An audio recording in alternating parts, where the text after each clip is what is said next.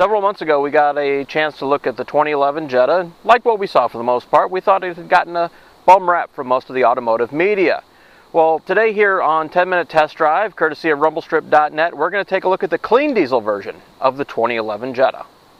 From the outside, the 2011 Jetta, the TDI version, is essentially the same as all the others. We're just going to do a quick walk around, and please don't mind our shaky camera. We're running on quick and limited resources today, but as you can see, the styling of the car is what it is. It's not going to win any awards, but it's not horrible either. It's just a little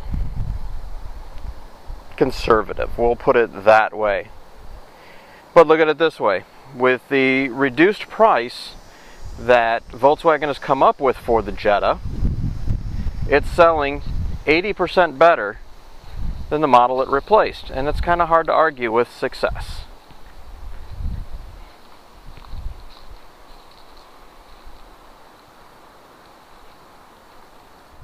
We don't have too many quibbles with the TDI version of the Jetta. It's pretty close to the same way that the 5-cylinder was that we tested earlier, the SEL model. This comes essentially fully loaded. You have two choices, whether you want a DSG and do you want the navigation system and the audio. Now, we did notice the second time around a couple areas where the material quality could be a little bit better.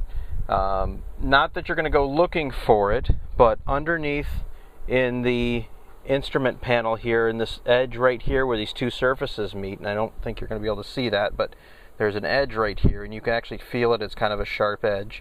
That's a little bit of a, if you're not looking for it, you don't care.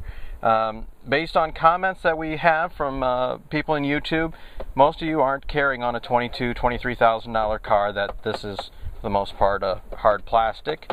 You're like, well, that's sort of expected. Journalists make more of an issue out of it than what it is. That's fine. This is the nav system. This is the option, really, other than this is the 6-speed manual, as we've said. Nav, get all of your setup. And if your first thought is, wow, this only comes with an aux jack in it. But what VW does is they hide the hookup for the iPod here in the glove box. So then it just gets tucked up out of the way and you don't have to think about it anymore. The clutch pedal uptake, which obviously I'm not going to be able to show you on this here, it's pretty hair trigger. It takes a long time to get used to, where we've driven enough manual transmissions that you can usually get it the first or second time and be comfortable with it. This one is a bit hair trigger. Now, let's talk about fuel economy on this thing and talk about clean diesel in general. So let's start it up. Push button start. And we're going to try and show you this so that it focuses. Sometimes it's a little difficult with this camera, but right now our combined mileage is 36.6 miles to the gallon, and we are not doing any kind of economy runs. We've been just trying to drive this as we would any other car, just per normal. We've put, let's cycle through here and see if we can get well, 300 miles on the car, and probably 2/3 of that is city driving and about 1/3 of that is highway. So 36.6 is our combined 2/3 city, 1/3 highway.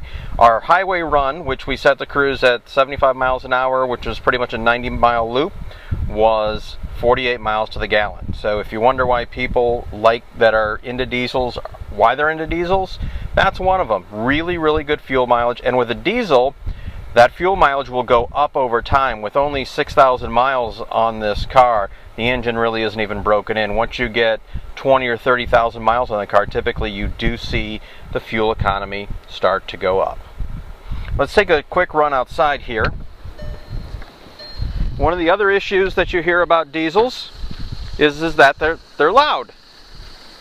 Well, hopefully you can hear. This is a diesel at idle, and you really can't hear it. It barely has any kind of diesel sound. And if we go around to the back, No smoke. As you can see, it's TDI. Now, let's go back in the inside in case you didn't really hear on the inside how quiet it is in here.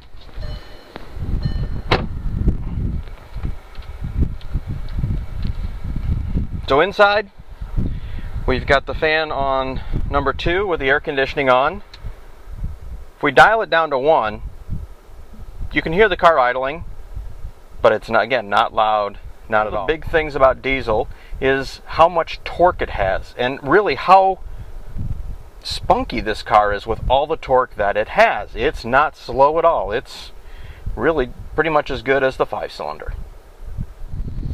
So, final thoughts on the Jetta Clean Diesel. Number 1, fun to drive, really good to drive, excellent fuel economy, really no downside to owning this car. Now, could you get a Prius that gets better mileage? Yes, but it's a completely different car. It's nowhere near as fun to drive, and you almost have to change your driving style to get the superior fuel economy. With the Jetta, you just drive it like a normal car, and it's going to get better fuel economy. You're going to get superior fuel economy in this. Could the fit and finish be better? We think the fit and finish is just fine. The quality materials, could that be upped a little bit? Yes, but then again, you're going to pay more for it, and it wouldn't be the value that it is. For 95% of the population, this would be an awesome car to have. It's got plenty of room inside, it's got huge back seat room, nice trunk room, and it gets 35, 36 miles to the gallon combined. What more do you want out of a car?